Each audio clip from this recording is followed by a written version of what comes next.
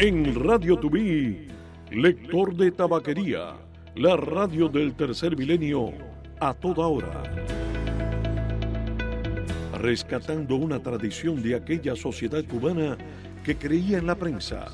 Lector de tabaquería, llegando a ti por Radio Tubí, la radio del tercer milenio. Hola, ¿qué tal, amigos? ¿Cómo se encuentran hoy? Muy buenos días, muy buenas tardes, muy buenas noches. Saludos cordiales para todos aquellos que a diferente hora nos escuchan en distintas latitudes del mundo. Dándole la bienvenida a los que estaban presentes en el auditorio. En la nave, en este momento donde torcían los tabacos, era el saludo habitual del llamado lector de tabaquería, que se encontraba en un sitio, precisamente en un escenario con el micrófono y una silla, a veces con una mesa. Hemos estado en la iniciación de este proyecto bajo la dirección general de Mérida Pérez, rindiendo homenaje a esta tradición que se impuso y sobre todo atravesó muchas décadas en la Cuba decadente del día de hoy, en la Cuba floreciente de principios y mediados de siglo, y en esa Cuba en la cual, por supuesto, nació una tradición realmente que ha persistido a lo largo del tiempo. Los torcedores, quienes trabajan en las naves de tabaco, pues de esta manera se estaban informando y estaban recibiendo no solamente noticias, también dramatizados, efemérides, cumpleaños, la hora y otras informaciones, incluyendo, por supuesto, hasta el menú del almuerzo que tenían para esa jornada laboral. Ha querido Mérida Pérez, a nombre de su familia, pues homenajear no solamente a quienes estaban consanguíneamente ligados a ella, sino también a muchas personas que se dedicaron también por igual número de años a esta tradición que persiste a lo largo del tiempo. Poniendo en perspectiva todo lo que tiene que ver con el lector de tabaquería, le presentamos esta semblanza y después volvemos con noticias que usted merece conocer.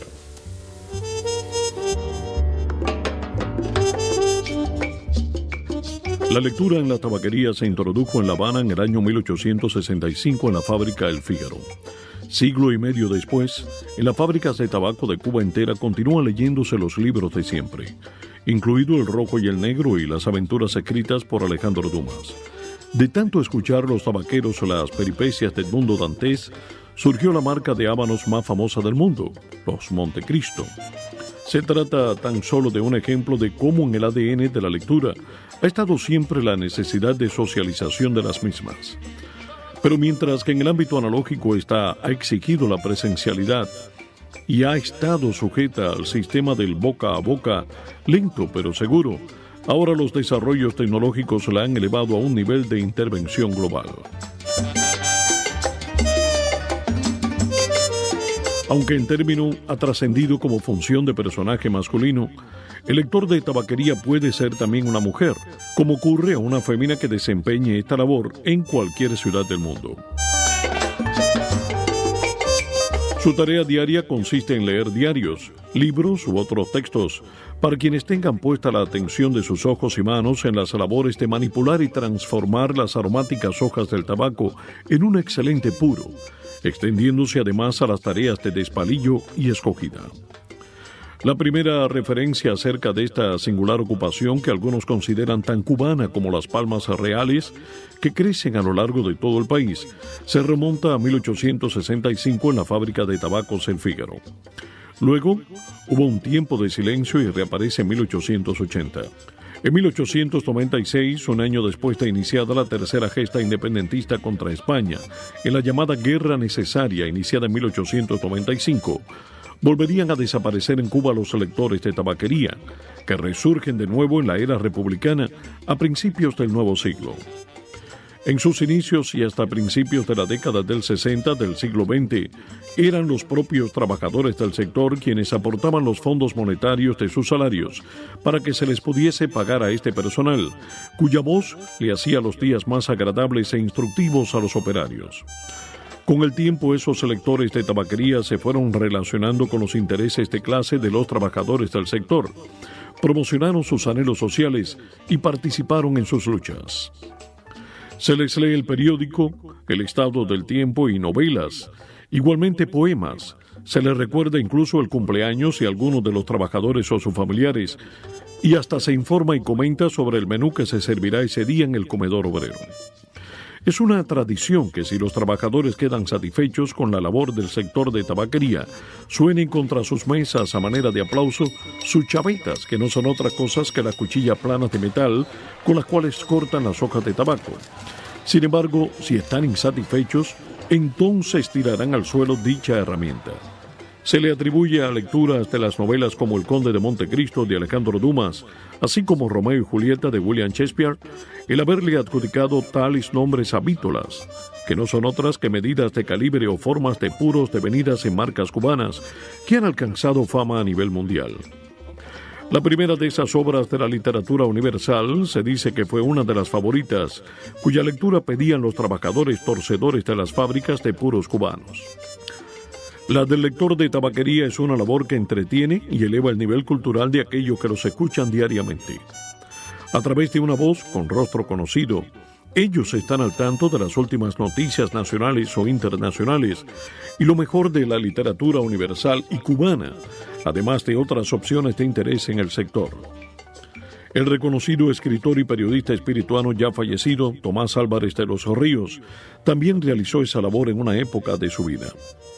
Igualmente desempeñó en algún momento esa función el bardo Falla Jamís, quien desde su México natal vino a residir de pequeño al poblado de Guayos, en Santi Espíritus, a unos 13 kilómetros de la ciudad espirituana capital, donde estableció con Tomás una entrañable amistad. A ciencia cierta, se desconoce cuántos lectores de tabaquería existen actualmente en Cuba, pues son contratados por los colectivos obreros. Sin embargo, un texto consultado en Internet calcula que la cifra pudiera estar entre 213 y 230. Sea cual fuere su número, lo importante es que este personaje mantiene con su voz viva una tradición hasta nuestros días, donde quiera que en Cuba se tuercen habanos a mano. En materia informativa y para compartir con toda nuestra audiencia, lo mismo aquellos que están imaginariamente torciendo su tabaco frente a su mesa de trabajo, como también aquellos que se encuentran laborando en diferentes sitios a donde llega nuestra señal, compartimos también las noticias correspondientes a este noviembre, día 22, en la previa del Día de Acción de Gracias. Vladimir Putin ha dicho, debemos pensar cómo detener la tragedia en Ucrania, y llama la atención como el propio Putin, que ha perpetrado justamente el ataque en lo que define como una operación especial precisamente para acabar con, digamos, sectores que estarían conectando con el fascismo, digamos, parte de su proceder, que estarían acribillando, según el propio Putin y muchos elementos adictos a él, a los rusos que residen en la zona occidental de Ucrania. Es uno de los elementos principales por los cuales Putin pues desarrolló esta operación militar que lleva poco más de 1 año y medio. También se ha estado diciendo, por supuesto, no quería las bases de la OTAN, no quería los cañones, no quería los misiles, apuntando directamente y de una manera muy cercana al territorio occidental de Rusia. Por primera vez, desde que lanzó la invasión, el jefe del Kremlin admitió que es necesario buscar una salida y aseguró que Rusia nunca se ha negado a iniciar conversaciones de paz. Las masacres cometidas por las tropas de ocupación provocaron acusaciones de crímenes de guerra en su contra. Por otra parte, y mirando lo que está ocurriendo en el Medio Oriente, el jefe de la inteligencia de Israel viajó a Qatar a recibir la lista de rehenes que serán liberados por Hamas. Se habla mucho de la desproporción que existe en cuanto a los liberados. Por ejemplo, solo se está mencionando a 50 rehenes israelíes tomados desde el pasado 7 de octubre por las tropas terroristas de Hamas contra 300 palestinos que están presos en territorio de Israel. O sea, es una lista que va no al 2x1, casi que al 5x1. El jefe de la inteligencia de Israel en este viaje a Qatar, estamos hablando de David Barnea, director del Mossad, este es el organismo secreto de la policía de Israel, busca ultimar en Doha los detalles del acuerdo que comenzará a implementarse en las próximas horas. La información de Ernesto Clavelo pues nos abunda en detalles y nos dice que el Times of Israel informó que David Barnea, jefe del Mossad, se va a reunir precisamente con Mohammed bin Abdulrahman bin Hassan Al Thani, primer ministro de Qatar, quien ha sido mediador en las negociaciones. Por su parte, el portal Axios informó que el jefe de inteligencia, que fue el principal negociador de Israel, ya arribó a la ciudad. Son horas cruciales, se dijo, para el acuerdo, con detalles sensibles sobre la implementación de lo pactado. Según el sitio Walla, aún quedan cabos sueltos que Israel pretende atar. Pese que a grandes rasgos las dos partes han aprobado formalmente el acuerdo. Las dudas, reportó el Times, giran en torno al mecanismo para la liberación de rehenes y el alto al fuego. Mucho cuidado con el tema del alto al fuego. Estábamos escuchando algunos reportes de prensa que hablan, por ejemplo, de que a solamente horas de la tregua, Israel tuvo que interceptar un misil que estaba lanzado precisamente hacia la ciudad de Eliat, una ciudad portuaria sobre el Mar Rojo, que ha sido blanco de fuego de largo alcance que pudiera haber sido partido desde la Franja de Gaza o desde Yemen, donde operan los rebeldes hutíes. O sea, de alguna manera nos preguntamos, ¿realmente quieren la pausa? ¿Realmente quieren el alto al fuego? ¿Cómo lo rompen? ¿Cómo tener garantías de que el momento en el cual terminen los operativos de Israel, pues van a respetar la pausa? ¿Será que solamente están tratando de ganar tiempo, que no le importan los prisioneros palestinos, que no le importan los rehenes y sencillamente lo que quieren es ganar tiempo para evacuar a los soldados importantes, a los cabecillas que tienen de las diferentes unidades terroristas? Punto por punto la agenda y los detalles del acuerdo entre Israel y Hamas, a horas de la liberación del primer grupo de rehenes. Ha hablado mucho, según las palabras del propio jefe del Mossad que se encuentra en Qatar, para ajustar esta lista de quienes serán los secuestrados que pudieran regresar a sus casas y los presos palestinos que Israel dejará en libertad en la jornada de este jueves, poco después del inicio de la tregua en los combates. Es un cese al fuego temporario, como se ha dado en llamar, con el objetivo de facilitar la liberación de decenas de rehenes tomados durante el ataque terrorista de Hamas contra Israel. Traerá el primer respiro a los civiles palestinos agotados por las fuerzas en Gaza y una chispa de esperanza a las familias de los israelíes que son cautivos.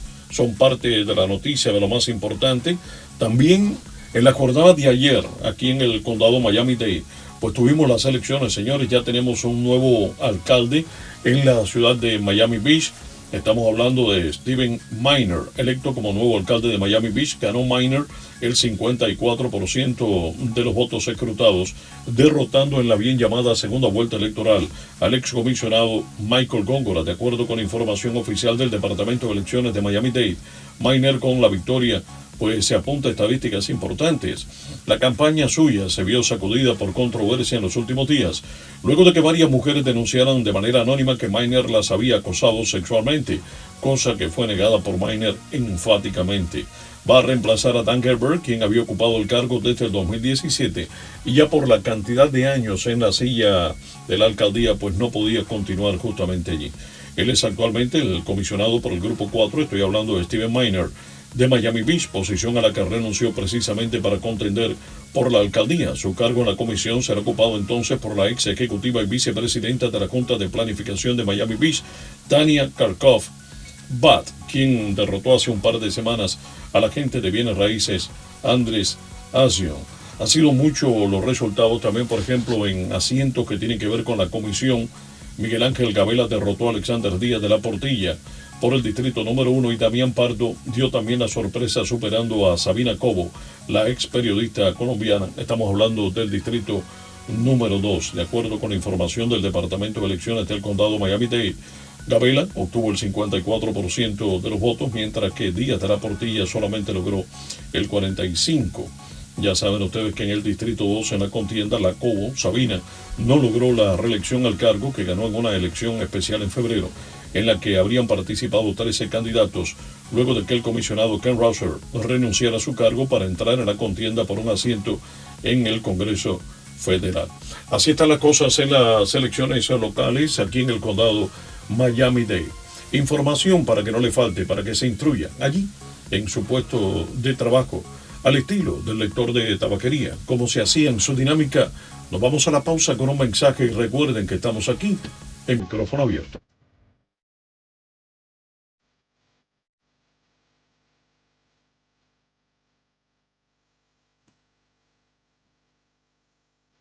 A una adúltera, Francisco de Quevedo.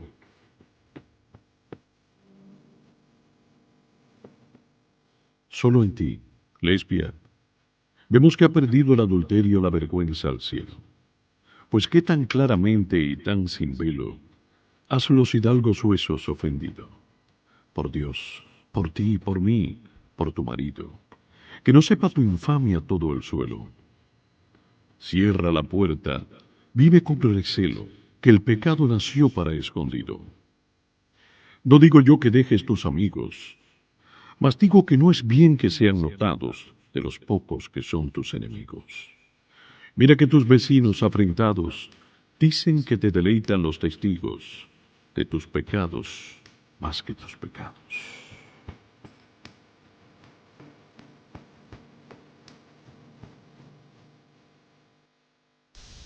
De vuelta con nuestro micrófono y nuestro diálogo con ustedes, le tenemos las efemérides correspondientes a este 22 de noviembre del 2023. En 1906, un día como hoy, nace Antonio Guiteras Holmes, en el estado norteamericano de Pensilvania. Llegó a Cuba a la edad de 7 años. En las aulas del bachillerato comenzó su actividad revolucionaria, la cual se hizo más notable en la Universidad de La Habana, donde cursó la carrera de doctor en farmacia. En agosto de 1933, una huelga general derrocó al gobierno de Machado. Guiteras, ya un líder de profunda visión política, formó parte del gobierno y puso en práctica medidas de gran impacto social como el establecimiento de la jornada laboral de 8 horas en la industria azucarera, la libre sindicalización y la rebaja del precio de artículos de primera necesidad, entre otras. La nacionalización de la mal llamada Compañía Cubana de Electricidad, perteneciente al monopolio, al entonces definido como monopolio Yankee Electric Bond and Share, fue una de las más importantes.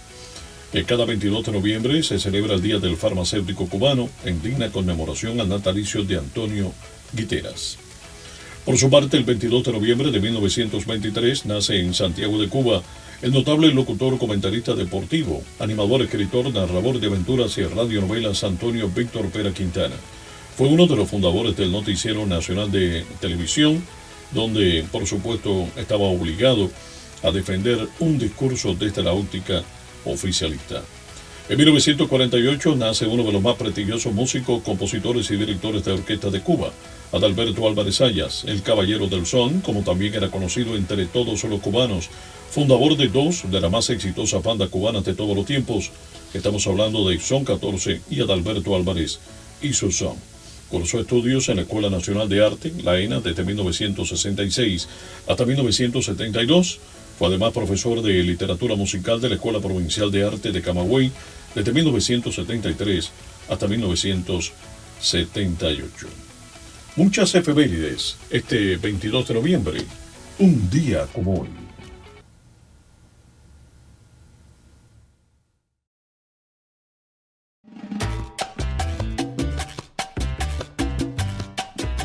Lector de tabaquería por Radio Tubí, la radio del tercer milenio.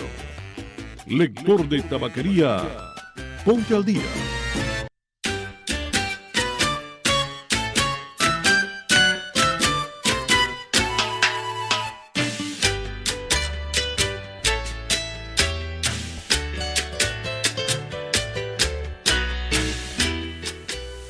Y para mañana tendremos el Día de Acción de Gracias en toda la Unión Americana.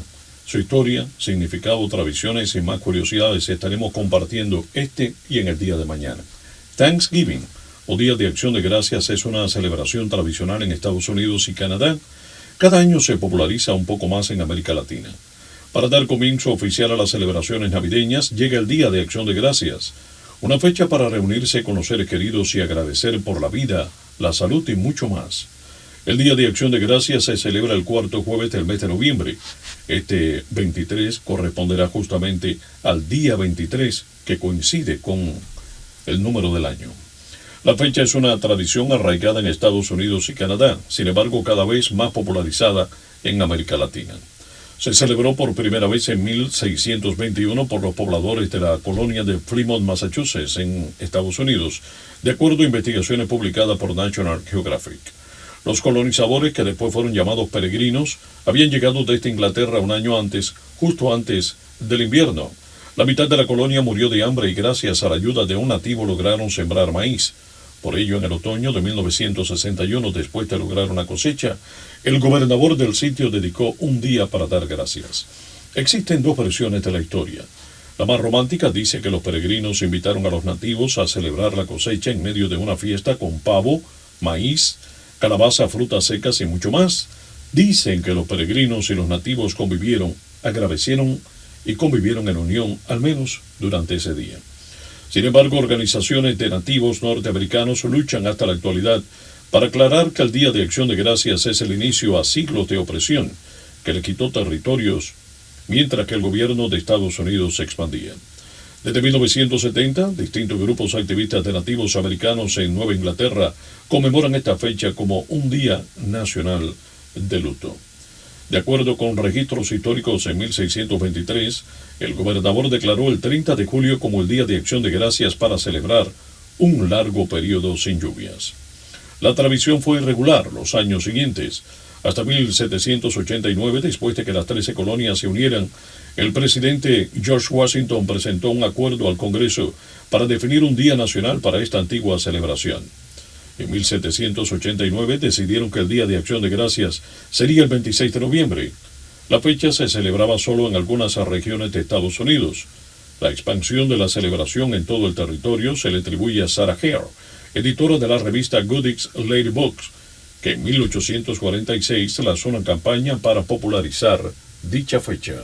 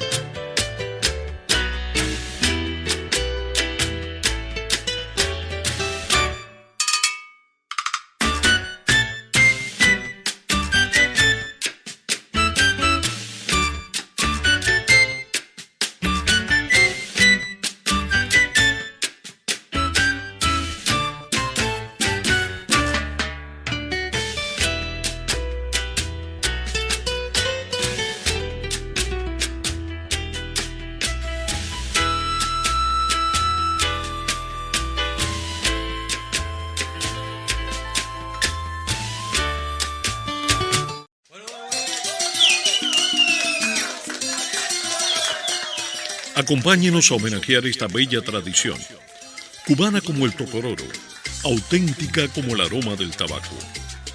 Al lector de tabaquería y sus avesados escuchas, el mensaje de cada día mientras tuercen el habano, siguiendo por una voz el hilo de una historia, de una noticia, una frase o una conmemoración.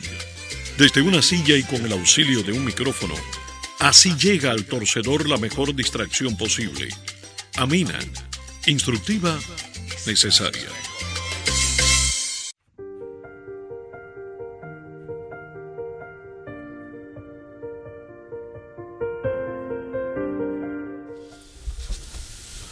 Bueno, y como parte de las efemérides también, y todo lo alegórico, desde luego, al significado tremendo que tiene esto con las labores vinculadas al sector tabacalero, nuestra directora general Mérida Pérez, que nos acompaña por acá y nos ha invitado para un buen pavo para mañana, porque estamos muy cerca del Día de Acción de Gracias. Mary, bienvenida. Estamos en la primera semana, en la semana de iniciación de este estilo de trabajo con noticias, precisamente tal y como se hacía antes, en la nave del tabaco para los torcedores, para quienes estaban empleados en el sector. Lo hacemos extensivo para todas las personas que nos escuchan ahora, pero también desde luego siguiendo esta bonita tradición, muy conectada a tu persona. Lo escuchamos en tu propia voz en los dos primeros programas.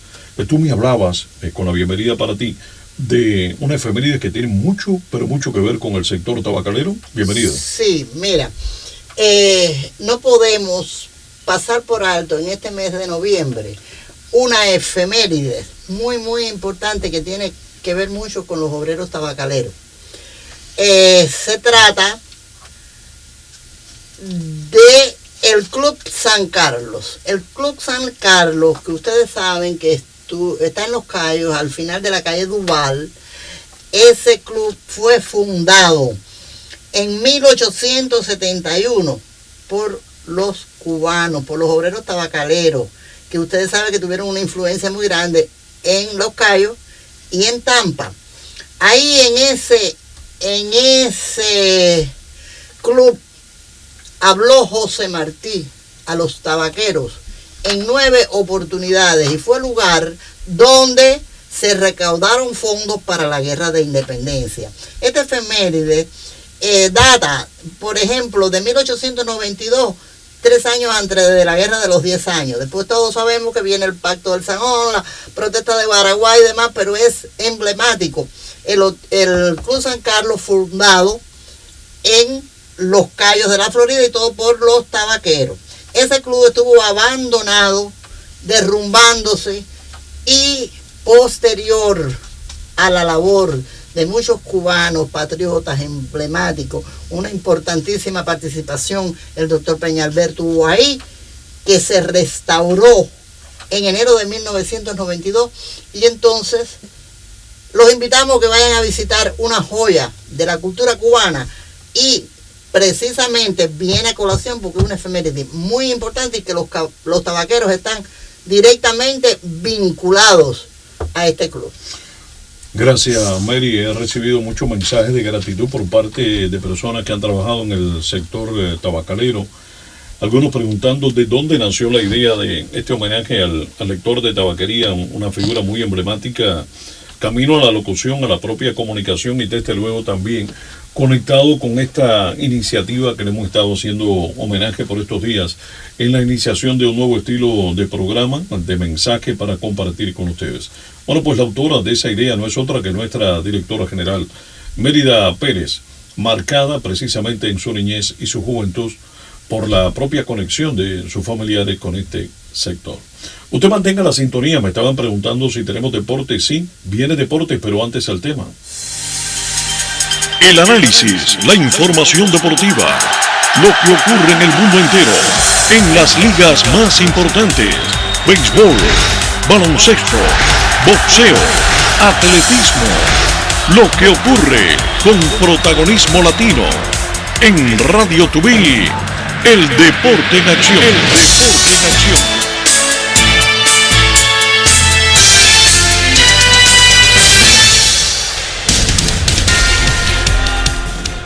En todo lo que tiene que ver con el deporte, por supuesto, resonando, señores, en los diferentes medios de comunicación a nivel mundial, la paliza que le otorgó la policía de Río de Janeiro en Brasil, allí en el estadio de Maracaná, a muchos fanáticos argentinos que estaban, según ellos, ocasionando disturbios. Ya saben ustedes que posiblemente se vendieron más entradas de más para el público visitante.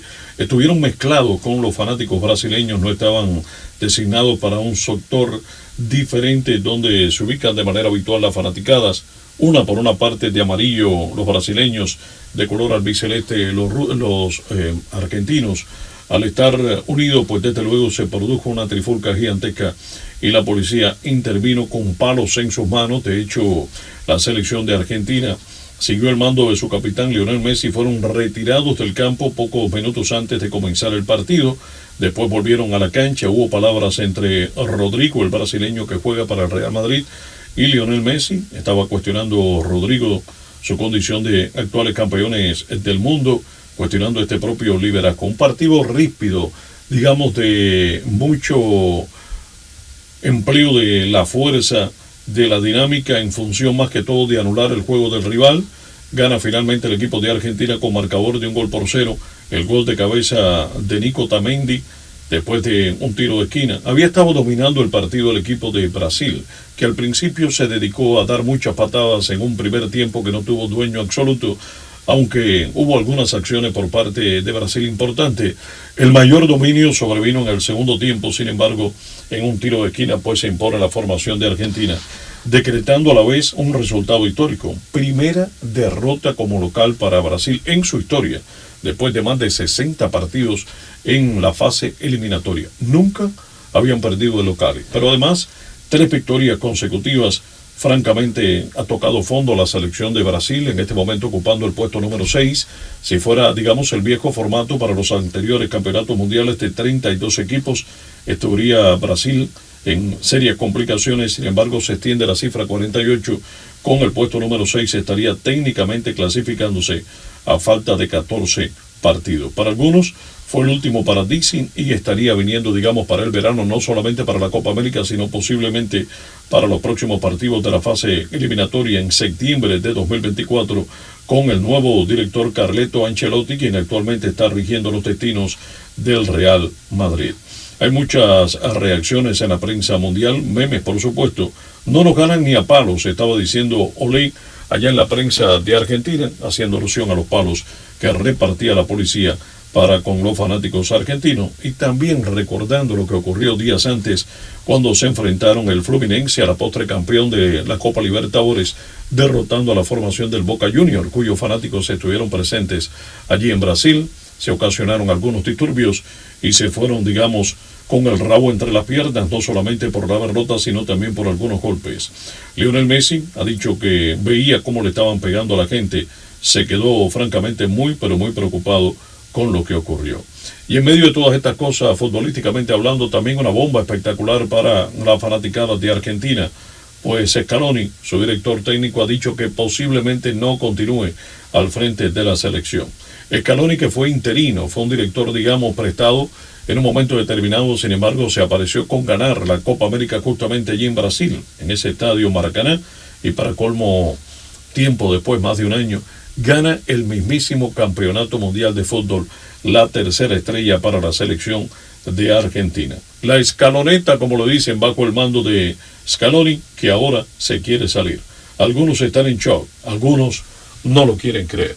Y a todas estas estaría regresando para el Inter de Miami Lionel Messi bajo una lesión muscular después de lo que se define como el virus FIFA, como se le dan llamar, por supuesto, a las convocatorias por selecciones nacionales de los atletas que forman parte profesionalmente hablando de algunos de estos clubes. De esta manera estamos llegando al final de nuestro lector de tabaquería correspondiente a la fecha del 22 de noviembre de 2023. Mañana, Día de Acción de Gracias. Por anticipado, nuestro agradecimiento, nuestro abrazo y nuestra invitación para que permanezca en sintonía con Radio Tubí, la radio del tercer milenio, al estilo de Alfaydo TV.